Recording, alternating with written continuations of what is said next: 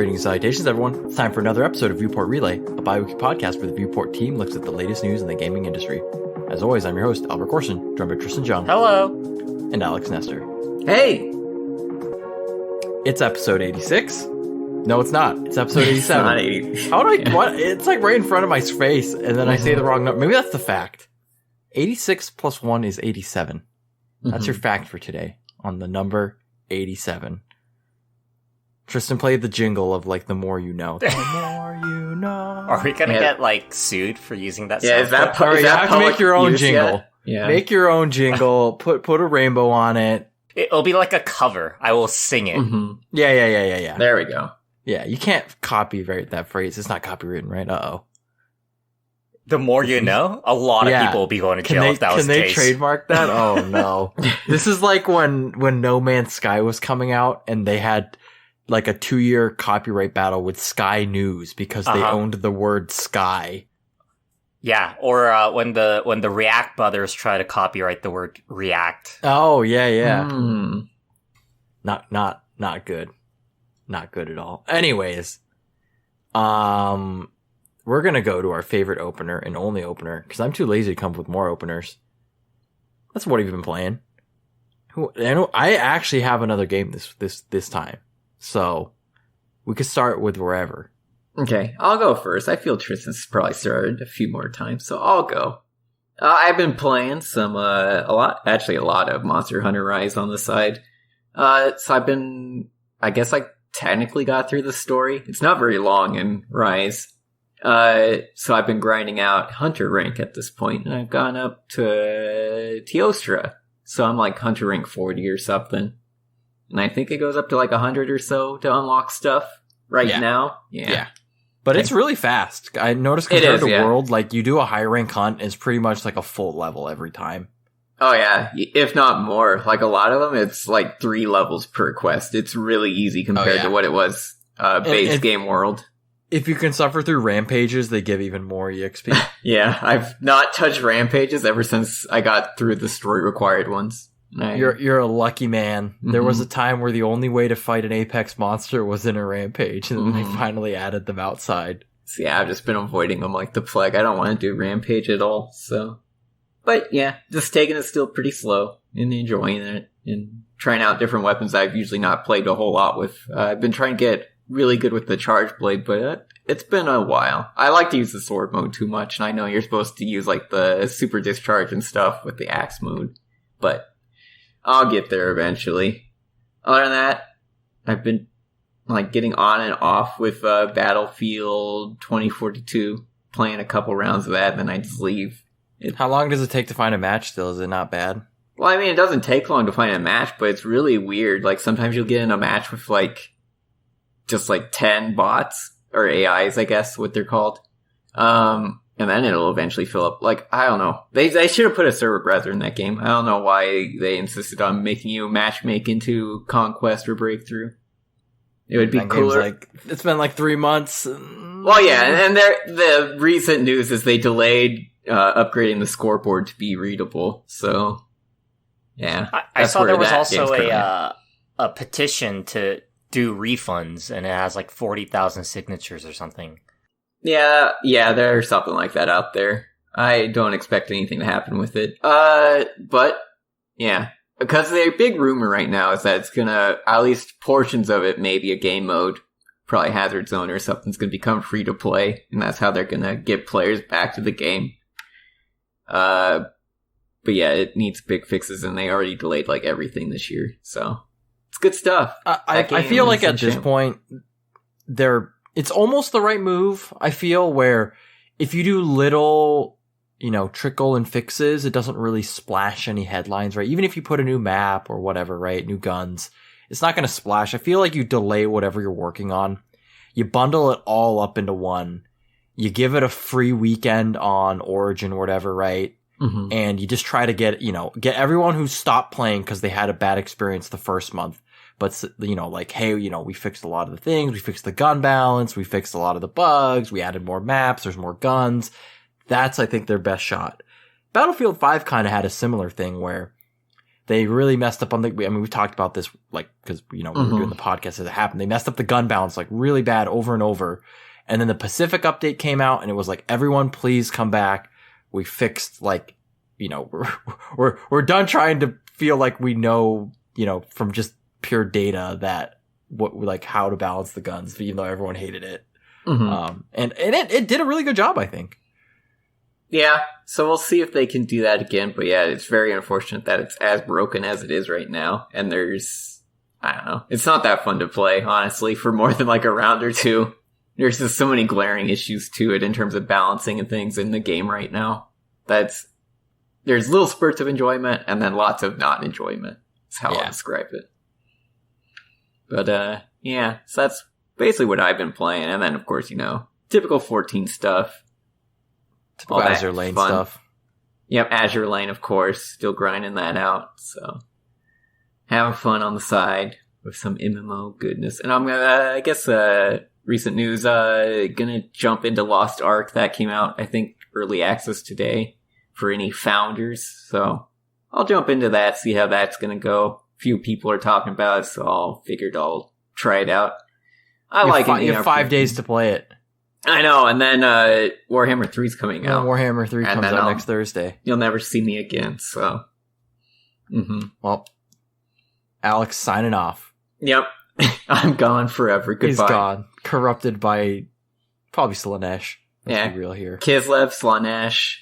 I'm so ready for that game. It's going to be so much fun. Follow the new factions. All right. Throw it off to Tristan. What do you got?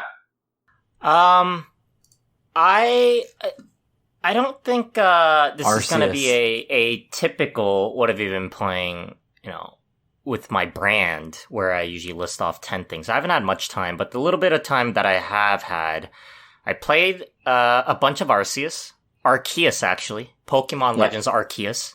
Is that really how it's pronounced? That's how they pronounce it, which confuses me. Because for years I thought it was Arceus. Maybe because they don't like the word arse.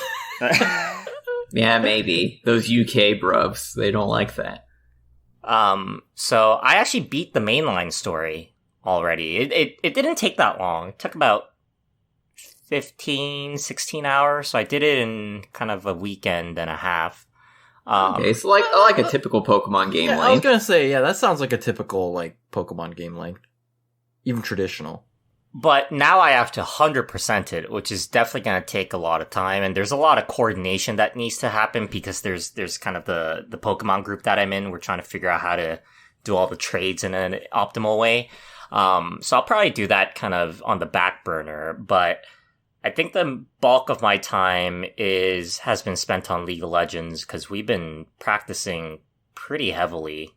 I have given up sleep basically to play 3 hours a night, from about 10 to 11 p.m. till 2 in the morning. So that's where a lot of my time has been. Yeah. Give us a report right now. How are you looking for Clash Worlds? Are you going to make it? Clash Worlds, we hit a bit of a bump. There was a lot of anger, let's say. Okay. A heated gamer moment? Or no. Come on. We're all right. A little more adult than that. Okay. Yeah. But I don't know. I guess we'll see tonight because we took a 1 day break and we're back on it tonight. Okay. I hit gold in TFT in 2 days. So that was an accomplishment. That's a big climb. Yeah. Nice. Clap, clap, clap, clap, clap. Mm-hmm. Is there a bite-sized review coming for Arceus or Arceus? Oh yeah, here's a verbal preview. The game feels like Monster Hunter and Breath of the Wild. Monster Hunter? In a sense that you're not hunting monsters, pocket monsters. Got 'em. But you're kind of going into different zones and setting your own goals, and you can rank up. So the progression system, I called it the gameplay loop. It's almost Fallout-esque of you catch a bunch of Pokemon, you gather a bunch of resources, you come back and craft a bunch of things, and then you that's the loop. And then another settlement needs your help. Mm-hmm. Yeah, exactly. There's 1 billion side quests that pop up. Interesting. I really like the battle system because it's almost like transitionless in terms of how you jump into battle. Yeah, I've seen that. Yeah, I've seen that. Yep, that's definitely a very good change from the older games. And I think a lot of the mainline story unlocks in terms of movement upgrades actually make the game more fun. I don't wanna spoil it, but there's no good analogy. But yeah, that's all I'll say. I really enjoy it. I just love watching all the gifs that come out on Twitter of like the Pokemon getting like Ultra Instinct and their eyeballs turn red and then they shoot like hyper beams at the player and things like that. It's hilarious. Yeah, there's a lot of like death. Yeah, Pokemon just attack you out in the wild. It's kind of crazy. It's ruthless out there. It is ruthless out there. I should watch out next time. All right, I'm last. I only have one game other than my normal game, which I'll just say right now is Final Fantasy, but I only have one other game to talk about. But it was very interesting.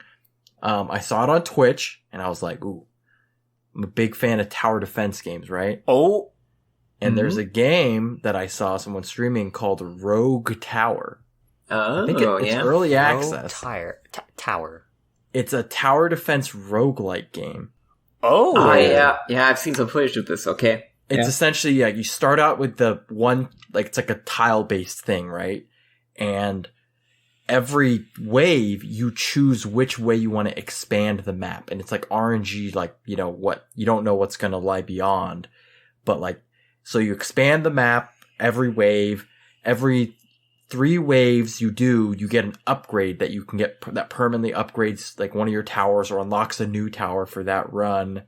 And, when you lose, you get EXP, and there's a whole bunch of upgrades that you can spend your EXP on that some are permanent and some are just like add new upgrades to that, list of upgrades you can choose from.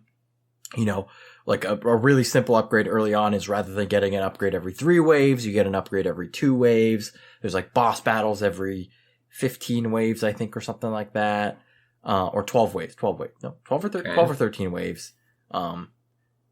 It's very interesting. It's a little rough around the edges still. I'm still trying to get there's always that balance that you need to figure out in a tower defense game, and let me know if this sounds familiar.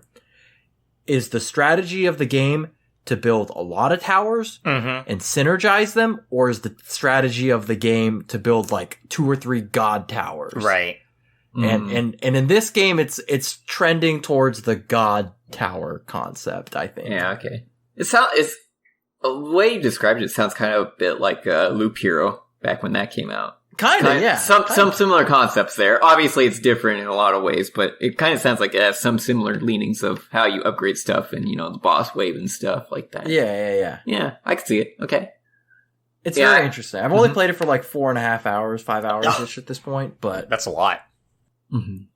There's like multiple difficulties. There's like a single lane difficulty where there's only one path that loops out of your tower or your castle at the start. There's like 2 lane difficulty where you have to defend 2 sides at once, and then there's the really hard mode where there's 3 lanes at once. You sold me with tower defense and roguelike, so while you were describing it, I did buy the game and install it. Nice. It's a little jank. You'll notice it's like a Unity game. So right now there's a current thing where like if you have a big resolution monitor, the text is kind of like fuzzy and awkward. Oh, okay. But I mean, you get used to it and it's functional. I don't know if it has longevity right now, and there's definitely like some upgrades right now. It's like really bad.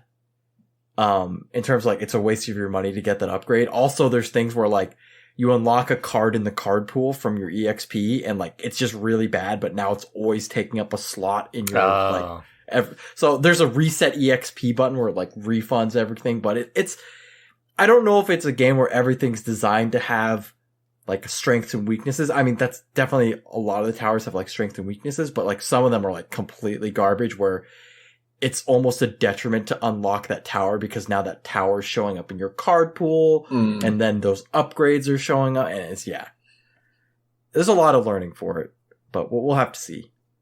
But yeah, Rogue Tower. It sounds cool. And you said it's early access, right? So, I'm 90% sure it's early access. They could Tristan just bought it. Tristan, can you go to the store page to see if it's early access? I didn't even read it. I probably should have read it. I only saw that it had a tag. It's not early access. It just came out.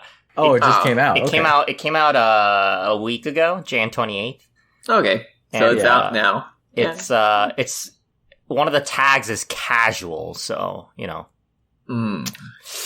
Not sure about this one, but that. It's pretty hard. Yeah. I'm sure with more dev time, they can probably create some interesting new tower synergies and stuff to bump up the currently underpowered towers and stuff. Make it interesting. Yeah, it looks like this game never even went to early access because I looked at their event. I looked at their events in Steam, and there's only one event, and it's the 1.05 patch note, which was last week. That's a power move in this day and age. In 2022? Oh my goodness. Releasing a full game, crazy. It's okay, though. The minimum spec requirement is 145 megabytes of storage. Does it run on Steam Deck? That is my question. I will find out. Probably not, honestly. Well, maybe. What's I'll let you know in a month. What's that game that Alex keeps recommending that we play? And Teardown? No. I mean, I have it for you. I have that game. The other one, there was like a isometric top-down, kind of like a survival. I forgot to put it on my wish list, and now I'm regretting it. I'm not remembering it either. I gotta play Teardown. I have that installed. I installed it, and I haven't played it. You should play Teardown, because you guys will like that game a lot. Is it multiplayer? I do not believe so. All right. Maybe next episode. Well, I don't know. I say maybe next episode, but there's a certain game coming out next week that might interfere. There is another game coming out. All right, sorry. We have fully digressed. That's the point of this podcast. Is to digress. We're very good at tangents. It's almost our speciality, one might even say. Do we want to go to the news though? Are you done digressing? Yeah, I mean, I guess we are a news podcast. We might as well touch a story, right? We masquerade a little, Gotta keep the sponsors happy. That's true. Power washing simulator here. Hit me up. Oh my god. Hey, by the way, speaking of, are you getting the DLC or whatever you showed a few days ago that's coming out? DLC coming out? Didn't you show it? It's Albert doesn't even know. No, those are just free updates. Wait, multiplayer DLC. Multiplayer? Wait, you're the one that the brought co-op. it up. Yeah. Did I? Yeah. You're like, hey, I don't think we can play together because blah blah blah. And I was like, oh, okay. But then they in an episode. They tweeted out co-op update coming, and they're like, let's go. And that was the last update I saw on it. Wait, there's a new update 3 days ago. They added new glove model for the hands. Damn, nice. Like CSGO now. Yeah, 4K texture gloves? NFT glove skins? Oh, no. Oh, man. All right, let's get into the news. We are continuing our story, our ever-growing story of acquisitions. Yeah. Corporations becoming bigger. Yeah, we thought it was the year of NFTs. It looks like the year of NFTs is dying very quickly, but... I don't know about that, but... We'll see. We had... I feel like there's arcs to our podcast. We had battle royales, right? Those were the good days. And then we had, I guess, sexual assault allegations for a little bit. God. Yeah, those weren't as good. Yeah, and then we had next-gen consoles for a year, and now we're at acquisitions. Acquisitions and NFTs. And NFTs. Mm-hmm. It's a double trouble. All right, so the latest in our saga, I guess you could call it, Sony buying Bungie for 3.6. Not as blockbustery, right? Yeah. Understandable. Only wake me up if it's over 30 billion. Come on. I don't get out of bed for anything less than that. Chump change. You've only gone out of bed once in the past, ever. I'd like to sleep. That's the TLDR. That's true. Sleep is good. So just a little background on Bungie. I think my time frames are a little sketchy here, but what I think I saw was they were obviously a Microsoft studio when they made Halo. 2007, 2008-ish, they signed a 10-year contract with Activision Blizzard, and then under them they made the Destiny IP. Yep. And then in Jan 2019, we even talked about on this podcast back then. split away from Activision Blizzard. Probably a good thing. Probably stemming from the fact of a lot of the complaints are about. Yeah, they definitely avoided a bullet there. Well, they might have gotten hit by the bullet, but they actually had a contract where they could get out of it, unlike probably most of the Activision studios. And then now, there was a lot of tweets saying, we're free, we can do whatever we want, yay! And now Sony buys them for $3.6 billion, just 2 years later. And they're like, first question. Sony's like, you ready for 20 more years of Destiny? Oh gosh. Destiny 2. I want to comment on that first. News article said that Sony is investing $1.2 billion in employee retention plans. So I wonder why. I'm surprised. Do they not like right? Sony or something? I don't know. They're like the one company we haven't heard anything negative come out of. Well, yet. Maybe EA, but EA's just scummy already. So I don't know. Wait, EA or Bungie? Well, it's like Sony Studios. Is EA a Sony studio? No. I was thinking of like major publishers that we've heard bad things. Right, we heard bad things come out from like Ubisoft. We heard bad things come out of like Activision Blizzard. I feel like Sony Studios, the biggest thing is like crunch, like Naughty Dog and. Oh yeah. It's probably just crunch, and then generally like just anti-unionization. It's a mix though, because then you hear things from Insomniac, right? And they're like, "Oh, we made Ratchet and Clank, and there was no crunch at all." So I don't know. Yeah. But either way, pumping in a bunch of money. People like money, I guess. So people turns out money is good, yeah. Maybe they're just worried that people are too on the fence about what this acquisition could mean and that they might jump ship. So they're just like, hey, we'll give you a boatload of money. Just stick with us, please. Wake me up when we see the spreadsheet of what that distribution looks like. Yeah, and it kind of makes sense, right? Because I thought about it, right? What sort of IP does Bungie have, right? Pretty much only Destiny, I think. So it's not like... at this point, it's Destiny only. Yeah, they're not spending $3.6 billion for one IP. So I assume they like a combination of the IP plus the talent that works there. So if you're gonna, if a large part of that's to go, get it for the talent, you don't want them leaving. So, I mean, sweeten the pot a bit. I mean, you know what it is, right? The day that Microsoft makes Call of Duty a Microsoft exclusive, Sony's gonna need some shooter on their platform. Ooh. Destiny? No. I mean, sorry. Like a new IP, right? Yeah, Yeah. Like, I would think, and maybe, maybe this is Sony's chance to maybe revive an old IP that they haven't done in a while, which was Killzone or something. Oh, like a first-person shooter studio to make a IP for them. Wait, isn't Guerrilla Studio? It was Guerrilla Games. Yeah. Mm-hmm. Aren't they kind of like a Sony company already? They are, but they haven't really done anything with the IP, so maybe they would hand it over. I don't know. Yeah, they're too busy making Horizon 5. Mm-hmm.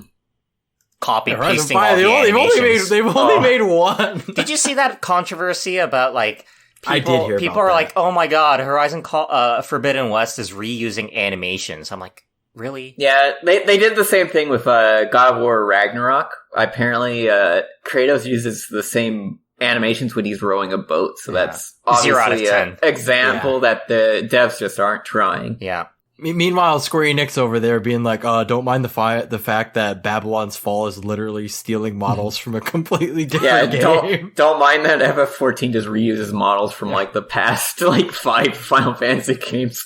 Don't mind our four-sided grape model. Oh, hey, that's been fixed. Okay, that's been fixed. Yeah, that got patched. Although I kind of miss it. Mm-hmm. There's good memes, but yeah. What were we talking about? Destiny? Oh yeah, Bungie. Yeah, both. Yeah. I don't know what else to say. I'm not about a pro in acquisitions. I've personally never acquired a $3.6 billion company myself. I mean, not yet. Yeah, not with that attitude. Set your bar higher. That's true. But follow up. Is this reactionary to Microsoft Activision, or this has had to be in the moves for a while, but is there any any sort of pressure to get the deal done based off of that acquisition? I feel like it's just a PR timing thing. There's like 0 chance, maybe negative % chance that Sony had reactively decided to acquire Bungie within 2 weeks. Yeah, I feel no business can just make that decision so quickly in terms of making everything move to get an acquisition accomplished. Maybe that's just me though, outside of business. I can't even decide to go to the grocery store that fast. It's very true. I need food. I need a lot of prep before I need at least a month. Second follow-up question. If this is not related to that, do you think that this puts pressure on Sony to acquire more studios now? I would like to learn, or at least see, what is the outcome of all these acquisitions? Because I feel like maybe Sora is a weird outlier. For instance, like Nintendo hasn't really acquired many companies, but they do have exclusive deals with companies, I guess. A lot of companies. Right, yeah. And I feel like they've been pretty successful. And I mean, Sony has the same type of thing too, right? They don't own Insomniac, do they? What does the PlayStation Studios brand actually mean? I guess that's a question, right? It's like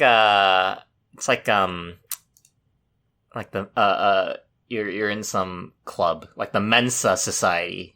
Does it really mean anything? Because Insomniac was acquired in 2019. Yeah, because it's a question on like what is also they have a lot of studios. Holy moly, I didn't realize they had like they both have a lot of studios at this point in terms of what they've acquiesced. 14 of them. Or 13 of them. Okay, I take it all back. I didn't realize they owned this many studios either. Yeah. Both Microsoft and PlayStation, Sony at this point basically just own everybody. Then I guess it's almost like a Nintendo versus Sony plus Microsoft situation of just seeing like I want to see what the outcome looks like, because I feel like Nintendo gets a lot of stuff done even without having acquired. But what do you think about the diminishing sort of third? We talked about this last a little, but the ever diminishing third party AAA. Yeah. Mm-hmm. Is it a negative that these things are being scooped up, or was it inevitable?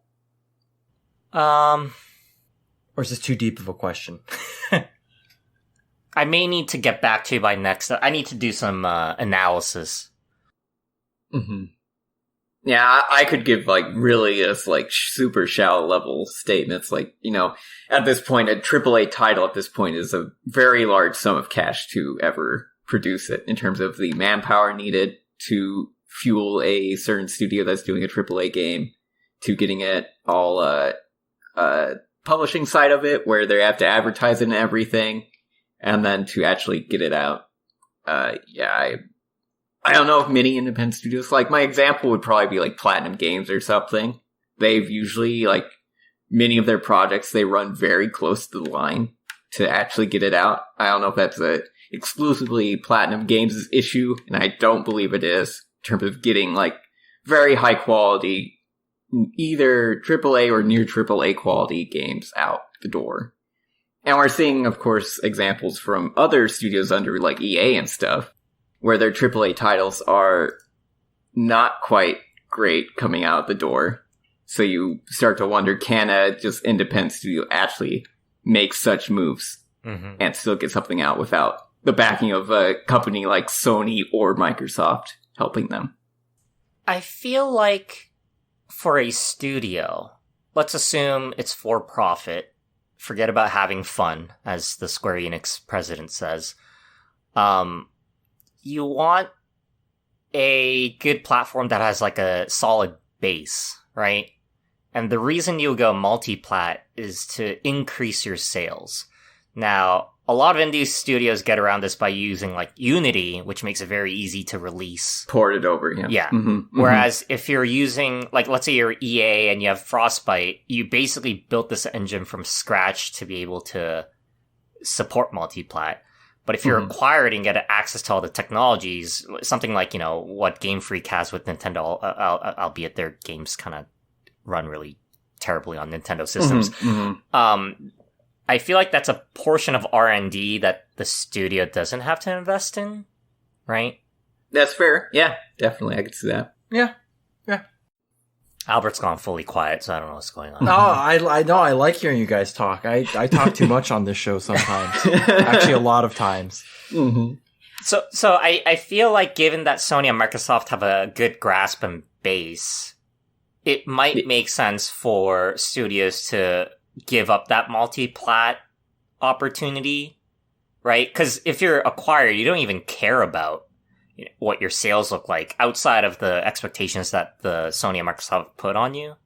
Right, yeah. If they are willing to throw the capital to you, then that gives you a lot more wiggle room in terms of, getting your devs all trained up and stuff. Get comfortable with the systems that you're working with. Make sure your product comes out well, and then you can, like rolling along with that too.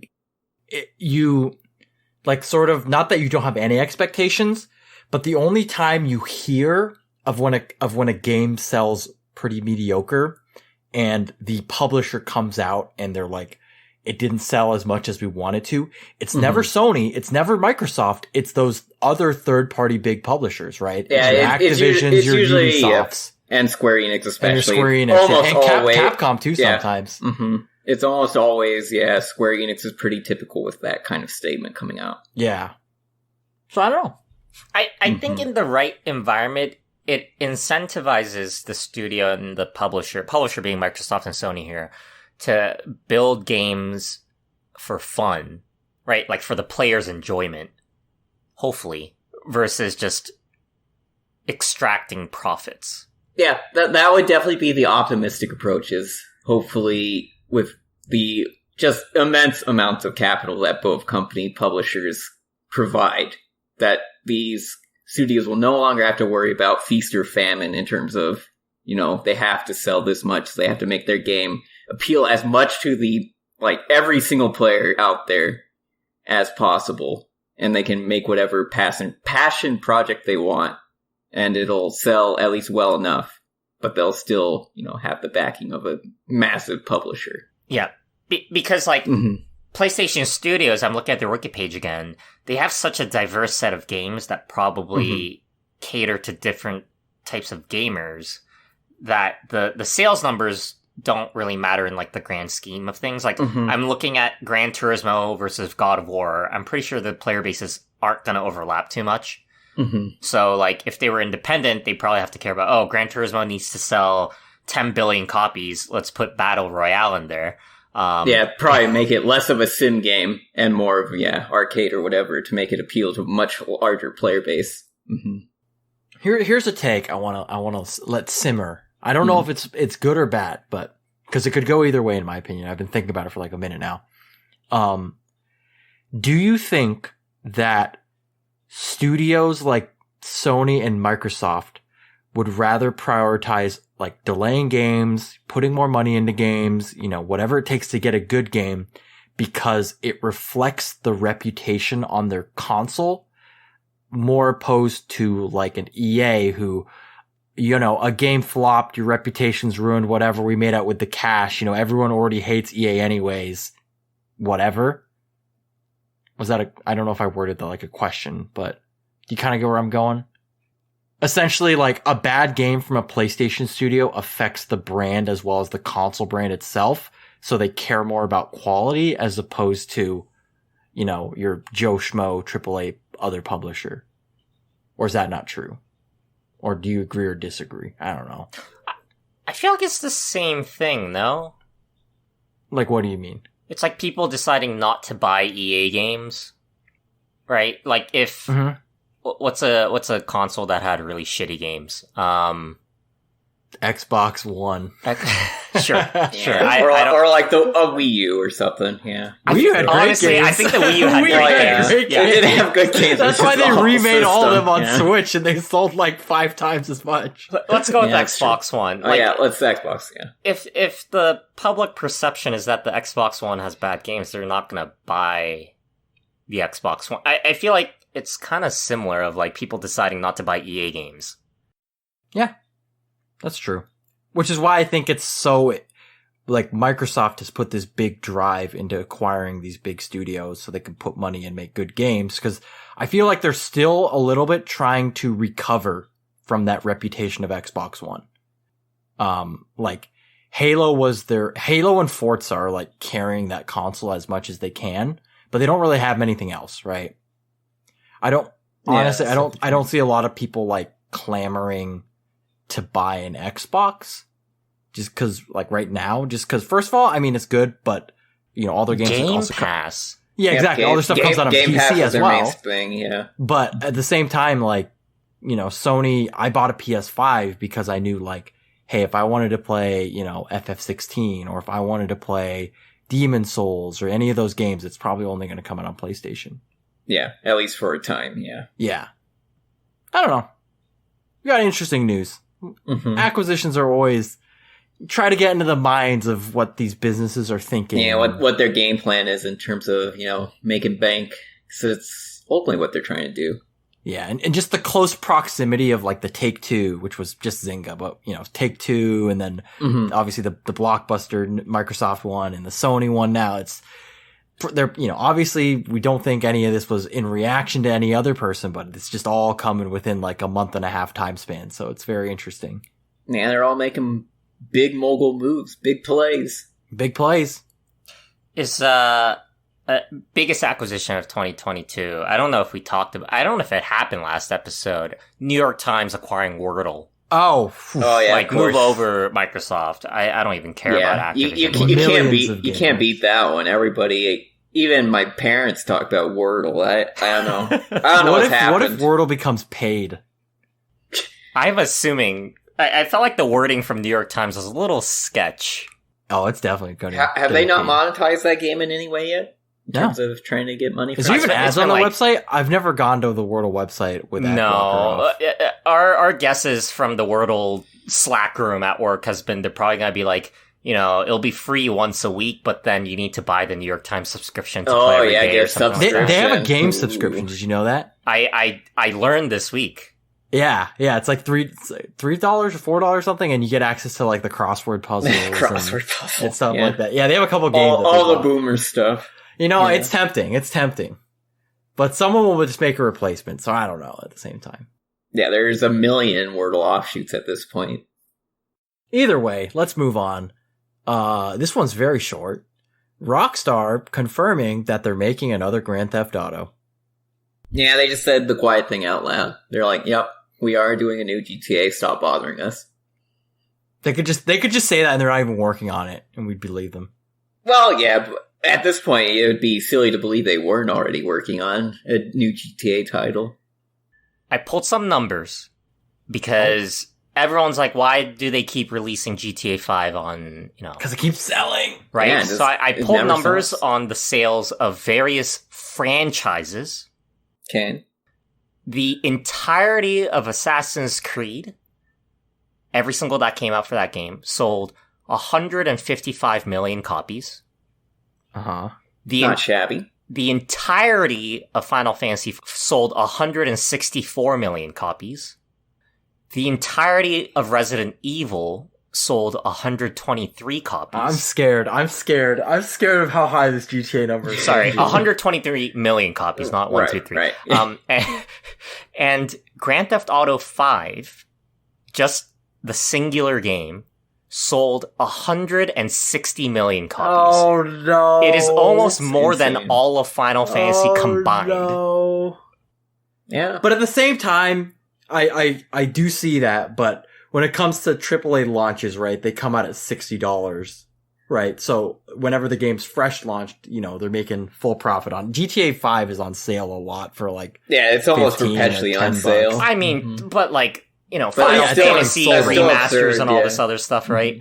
Only one title selling that many is actually just absurd. It's a lot of sales. And as a meme, I also pulled Mario Kart 8 Deluxe numbers. There we go. It's around like 40 million. That's a lot. Yeah. It's a lot. It's only come out on 2 consoles too, technically.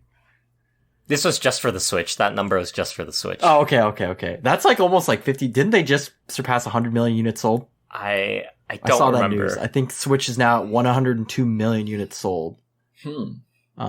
So 40 million is like pretty much, 40%. Anywho, I have a mini bet. I don't know if we're ever going to get back to this. What year does this game come out? I'm trying to remember when Red Dead did. The year GTA Online sales or profit starts dipping. So what year is that? You gotta give me a year. Know. I'm gonna say 2026. What? I was thinking like 2024 max. Oh, you've never followed a GTA development, man. Yeah, I would say either winter 2024 or 2025 probably is when I would expect it to come out.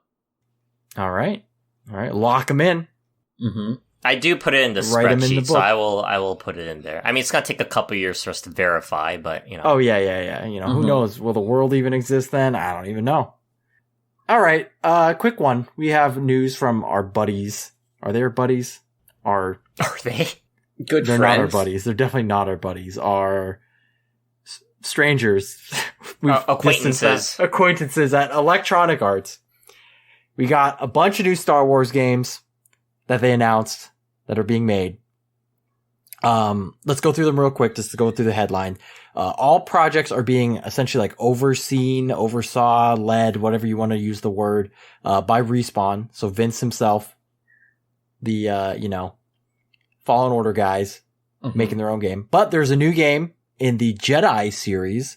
So I assume that means like, that's the Fallen Order game, right? I assume. Yeah, I would assume that's the same line of series. Yep. What if they made like what I was hoping when I first read it was like Jedi Knight Academy or something like that. But that would be cool, but I don't know if we'll get back to the golden age or not.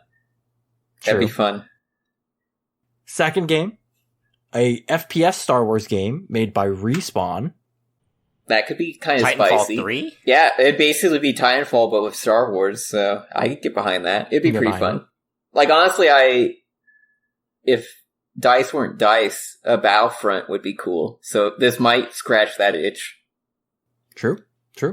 That'd be funny. If that would not be funny. That would be disappointing. It'd be a sad changing of the guard. A fall from grace, kind of, pretty much. It's like the changing of the guard, and you can kind of see it like happen right. live. If this is a massive, 64 battle Star Wars game, yeah, it's going to be a feels bad for DICE. Star Wars Battle Royale?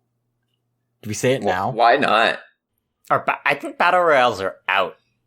Right? Are they? They're not in. I don't know. Nobody's really made too many new ones that have been successul. I don't know if that's... Hey, don't worry, man. Cliffy B, he's coming back with a new one. True, he's coming out of retirement just for this. I had to bring the name up. I had to bring the name. It's been too long. I just remember Lawbreaker, that's why. Oh, Lawbreaker, yeah. That was a good one. The one I'm interested in is the last one they mentioned, which was, I think it's being headed by one of the directors who was part of Firaxis. Yeah, XCOM dudes. Yeah, the XCOM devs. So it's some of those or ex-devs from that kind of studio. So I'm really curious what they do in terms of, if they do like a Star Wars RTS game. That'd be wild. Yeah, is it going to be a tactical RTS or is it going to be an RTS? I feel like they're going to go tactical because that seems to... I feel like true RTS is definitely harder to sell in this day and age. And yeah, like we had some success with Age of Empires 4 recently, but I think it's easier to bottle success with a tactical, smaller scale RTS game in terms of like an XCOM's type. I think that would be a way better idea for them to attempt to make. Also, it would make sense. Age of Empires just has so much weight to the franchise that if they're trying to spin something new off, it could be hard. Mm-hmm. All right. My one question is, why is it when EA suddenly loses their exclusivity of Star Wars games, they're now like pumping them out?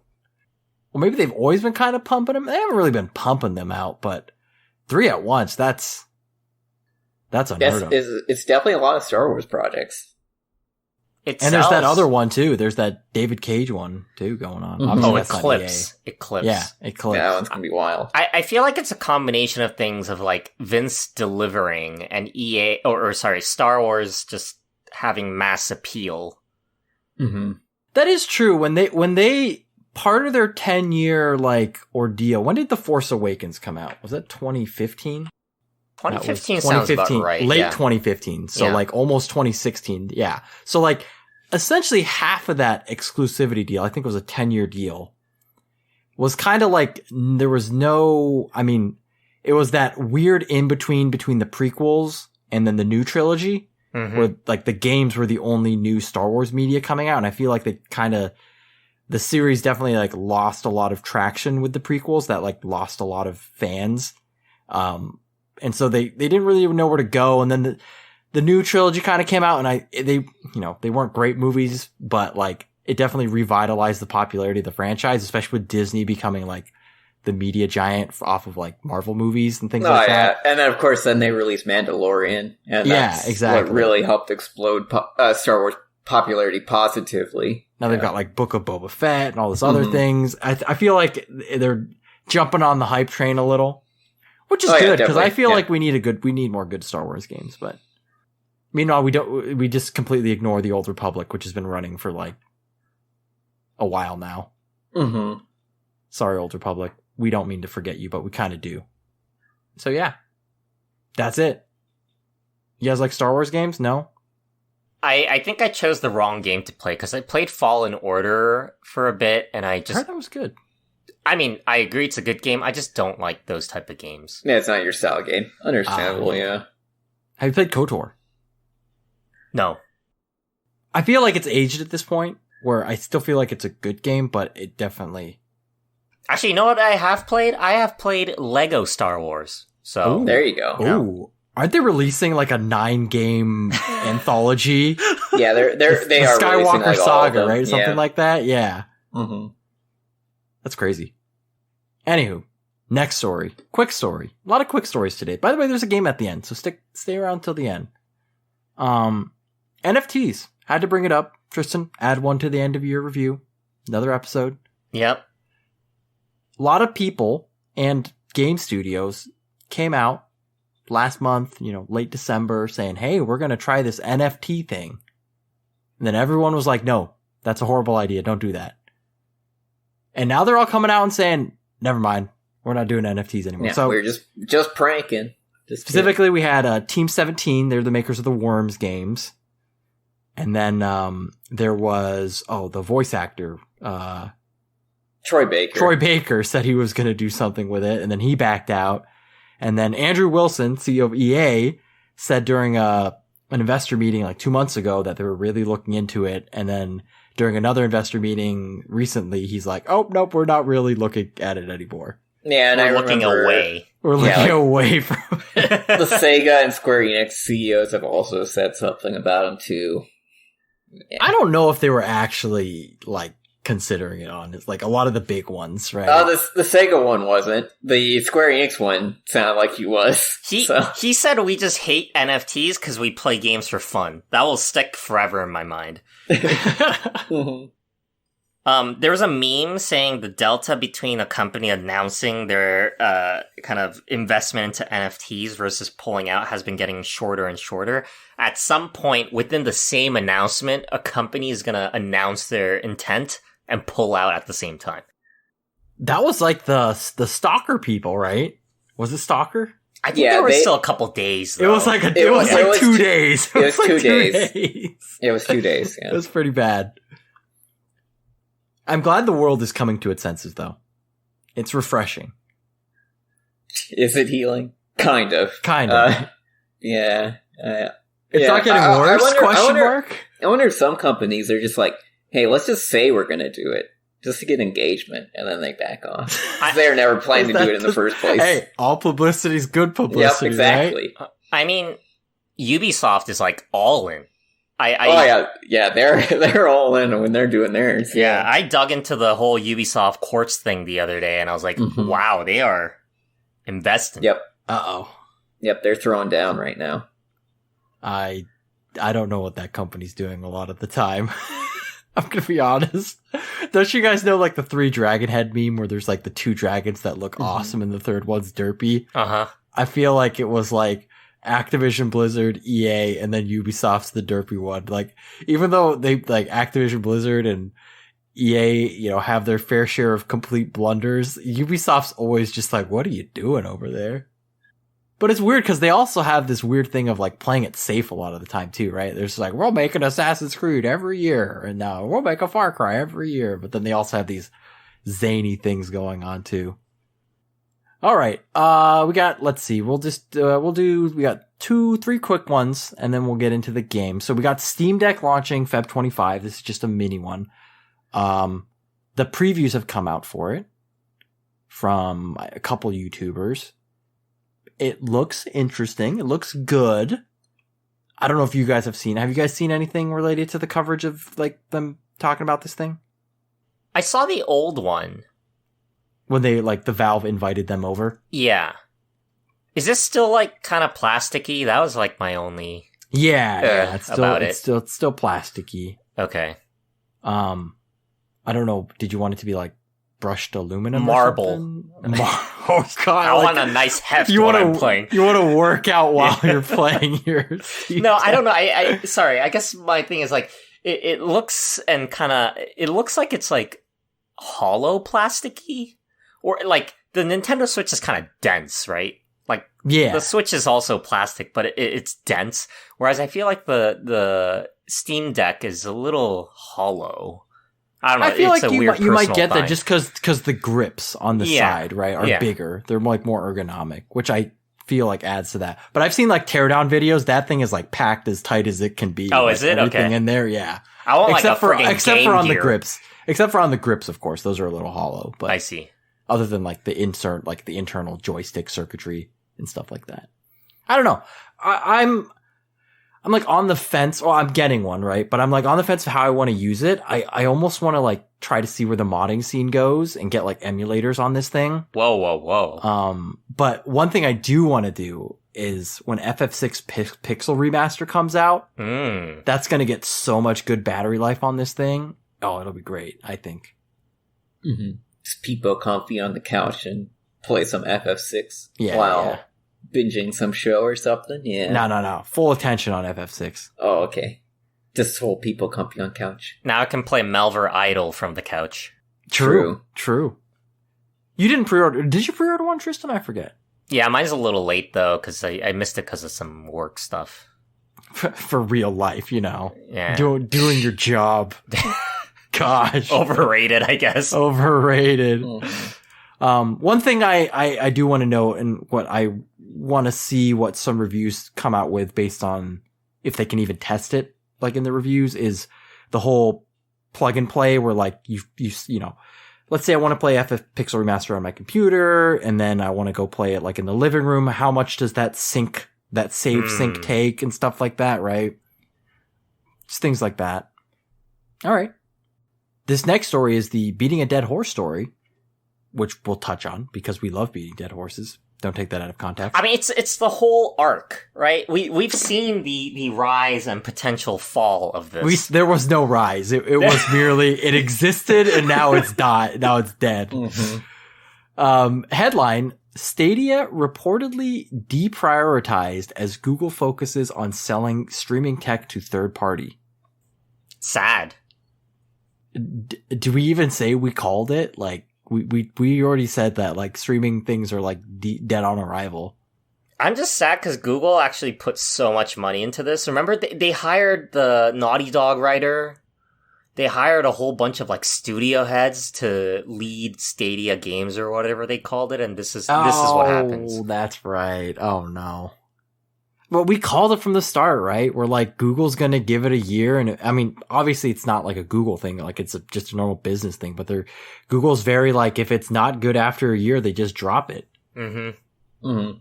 Joins Google Wave and Google Plus and all these other things in the graveyard. And it's weird to say almost that we've talked about this before in terms of like, was it a tech failure? Was it a business model failure? Was it both? Was it neither? But what I want to think about just for a little bit is like, did coronavirus have any impact on this, right? Where like the good thing about streaming tech is supposed to be like, maybe you can use it on the go a little bit. Not really, because it requires like the higher stuff requires good bandwidth, but just kind of like that's some of the intriguing parts about it, but the fact that everyone's just like staying home and just like why do I want Stadia? I'll just buy a console because I'm going to be home anyways because of Corona and things like that. Did that play into it at all? Hard disagree. I feel if anything, COVID should have helped Stadia. Mm-hmm. Because go ahead, Tristan. All the casual gamers now are stuck at home and they're like, oh, I wish I could play video games. And I'm sure a certain percentage of them, even if it's very low, would have bought a Stadia. Not only that, it's like, I want to make a computer, but I can't buy a GPU, so I'm going to buy Stadia, while I'm waiting, right? Like, I think honestly, like, the biggest thing of the Corona was the microchip shortage and people can't make a computer. So, hey, let me buy Stadia. Mm-hmm. There's plenty on the shelf. Trust me on that one. To be honest, I thought Stadia was already dead. I just think that they really didn't ever market for it or really put it out there enough that, hey, the service does exist if they were trying to sell it successfully. Like, I don't know, maybe I was just in the wrong places, but I just never felt like I was being told, hey, well, maybe that makes sense for you though, Alex, because you can play any game what you want. Maybe that makes sense for you though, because maybe the target audience they're aiming for is not like an already existing. I guess game, so. right? Maybe I'm not going to the right websites or something to get my Stadia ads delivered to me. Maybe they're targeting so good that they completely bypassed you the whole time. The algorithms were too good. Yeah. I mean, we saw the approach, right, of, obviously Google was going this way with cloud streaming games, Amazon's doing Luna and their own thing, but Microsoft, a big player in the tech industry for Xbox, there were rumors that there would be a cheaper Xbox console that would stream games. And there is the cheaper one, right, that only plays like 1080p or whatever. But like, it's still perfectly capable of playing games, which kind of shows like, the heads at Microsoft were, or at least the gaming part were, even though there's guys, in the building over at Microsoft who are working on streaming tech, they're like, no. This, it's not ready for games yet. Maybe, I don't know if it's a tech thing or they just there's no business room for it, right? There's no market for it. But even Microsoft was like, no, we're in games and we know that this probably isn't something we want to bank on. To be fair, Microsoft's streaming tech, which exists, because you can play Xbox games on your phone if you have an Xbox, and I've tried it before, it's actually pretty good. It's similar to how the Vita and the PS3 used to do it. Okay, yeah. So I think they stream, you can't do it outside, you have to be on the same Wi-Fi network, but it streams it from your hardware, like your console hardware to your phone. Interesting. I mean, that's kind of been a thing for a while, right? Like, you can do that on PlayStation 4. And then the whole Steam Link, right? Steam Link's been around for like, 7 or 8 years. And that was like a big thing where it's like, hey, you can play your, stream the game from your computer over to your living room TV and play it on your TV, things like that. So I don't know. I just want to say, we told you so. Hire us, Google. Hire us. We'll run Google Gaming or whatever it's called. They're going to get fired though, because they're shutting down. All right. Last one of the day. Quick one before the game at the end. Pokemon releasing music and sound effects from Diamond and Pearl. Do you guys have the full context here? I added this. No, I need more. I looked hilarious. at it. It was like a remix like thingy where you can create stuff. So what's been happening? It's classic Nintendo.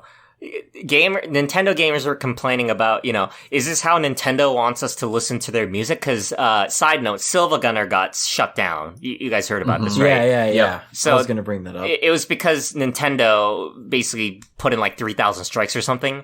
And people were saying, okay, so our only option is to carry our 3DS around in our pocket and stream music from our copy of, Super Smash Brothers for 3DS. Or like on the Switch where you use the music select. So that Discord was going on Twitter for like a few days. And then like the next day, Nintendo tweets this out. That's true. And this is where the Pokemon company's like, hey, we're not Nintendo. We're different. We promise. It's definitely a weird, it's like a head turner, right? Wait, are they not owned by Nintendo? I mean, maybe, but they're it's the weird thing where like maybe they're owned, but they're technically like a separate company. So in terms of like the wavelength of like where like we stream music versus we don't stream music and we copyright, right? Like No, they are owned by Nintendo. Are they? They're co-owned by Nintendo and Game Freak. Okay. I have no idea what that means in terms of. I have no. Maybe it's like when you divorce someone and you get shared. It's like a child custody type of situation. There you go. But yeah, I don't know. The timing was really, really awful in terms of, Nintendo probably saw all this issues, and then they decided to release this news the next day. It's okay. Tomorrow there'll be a Nintendo Direct, and they're going to announce that they're putting all their video game music on Spotify. No, it'll be a part of the Nintendo Switch Online. It'll be an extra. Oh yeah, a new tier. Yeah, if they're licensing for online. Yeah, I like it. Add it to the expansion pack. But it'll only be like one console. It'll be for NES only. Yeah, NES music to start with. And you'll need to buy further tiers to get newer gen consoles. Beautiful. Yeah, it's great. All right. Any other things related to the news that you wanted to bring up? If not, we're going to go into the game. Let's do it. Let's do it. All right, Tristan, I don't know who won the last game. I think it was Alex. Do you remember? I note this down. Last one was Alex. He won Bumpin' Beats. He did. Oh, yeah. All right. Well, this one, it's a very straightforward game. I'll give you the title. The title is, Whose Game Is It Anyways? Just distinct enough to not be copyrighted. Exactly. I'll give you the game. You need to give me the studio that made the game. Just say Sony or Microsoft. We're good. Studio. Easy. Studio. I don't care about publisher. Studio. Okay. Right. So if I said what's Breath of the Wild, Nintendo EAD. See that one there. Spoiler alert, there is one Nintendo game on this list that is Nintendo. All the other ones are all separate. Okay. I should have chosen a different one. Anywho, some of these are very tricky. So they're not all gimmies. Actually, a lot of them aren't gimmies. But it's going to test your knowledge. There's 20 of these plus a tiebreaker in case. Oh, God. Okay. That's a lot. Okay. This is rapid fire. All right. All right. Okay. The ring N word is viewport, as always. Of course. Are you ready? You understand the rules? Yes. I think so, right, yeah. Here we go. The game is Quantum Break. 5. Can I say 4. The developer? That's what I mean. Isn't that what it That's wants? what I want. The development studio. The name of the person. Oh. Okay. I don't even know who made this. I think I got it confused with someone else then. Should I give another game by this studio? Because I have one on the top of my head. Sure. I mean, yeah, sure. Control. Oh, Viewport. Tristan. Remedy. Correct. I thought it was a David Cage game. Yep, you're thinking David Cage. That's Indigo Prophecy. I always get it confused.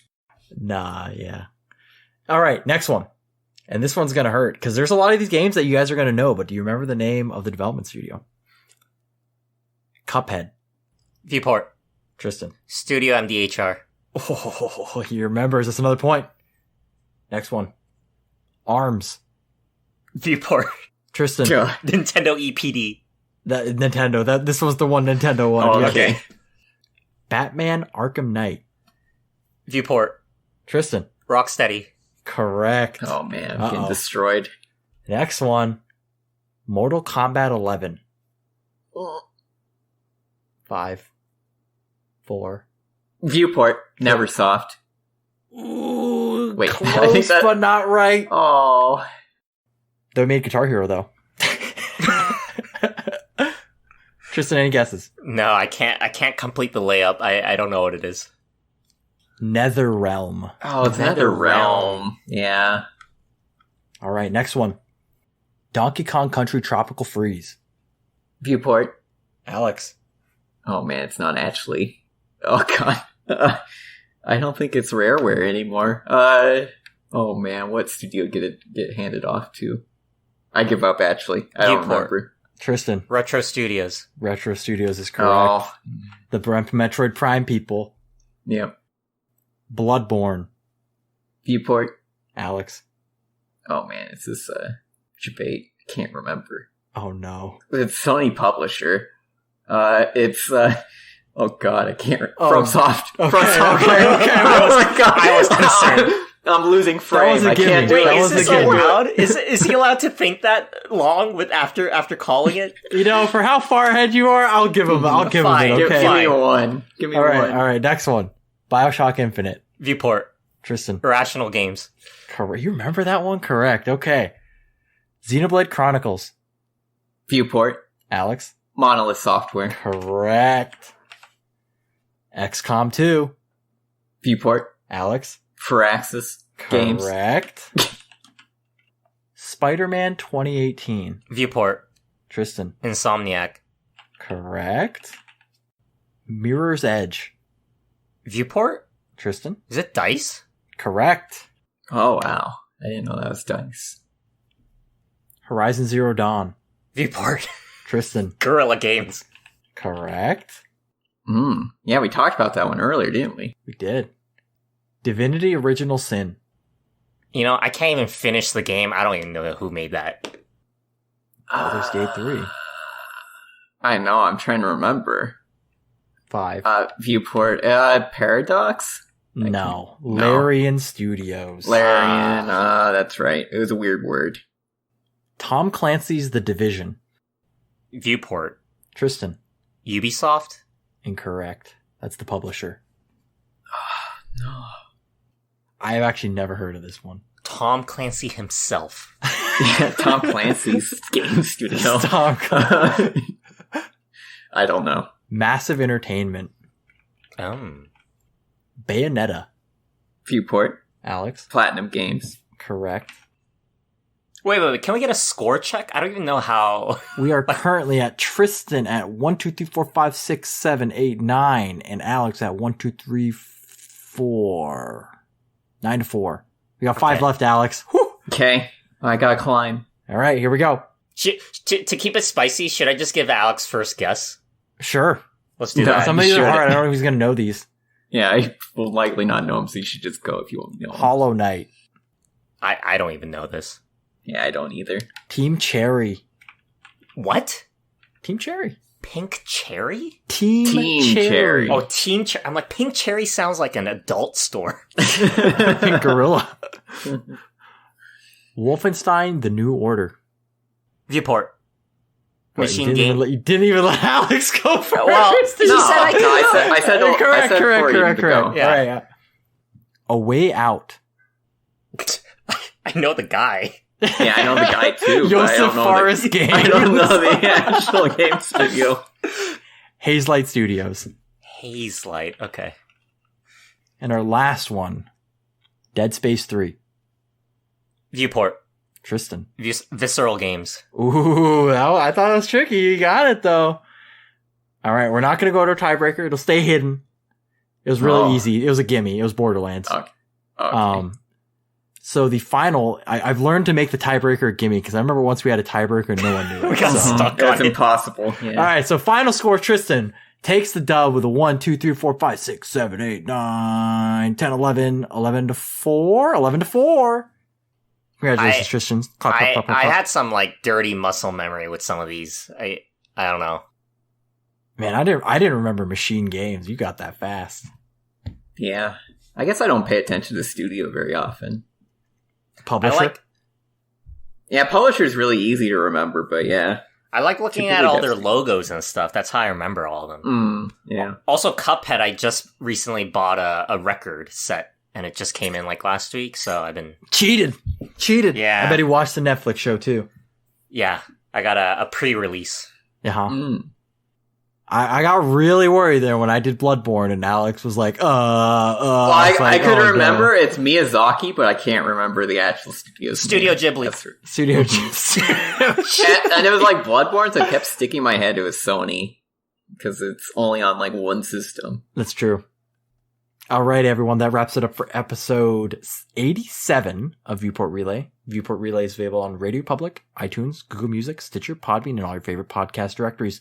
If you enjoyed this episode, please take a moment to subscribe, review, and share it with your friends. We're also on social media as Viewport Gaming on Twitter, Facebook, and Instagram. But Tristan, why Viewport Gaming? Well, Viewport Relay is part of Viewport Gaming, a website that provides a look into video games through reviews, features, and podcasts. You can find all Viewport Gaming content at viewportgaming.com. Thank you, Tristan. And as always, I've been your host, Albert Corson, joined by Tristan Jung. Goodbye. And Alex Nestor. See you next time.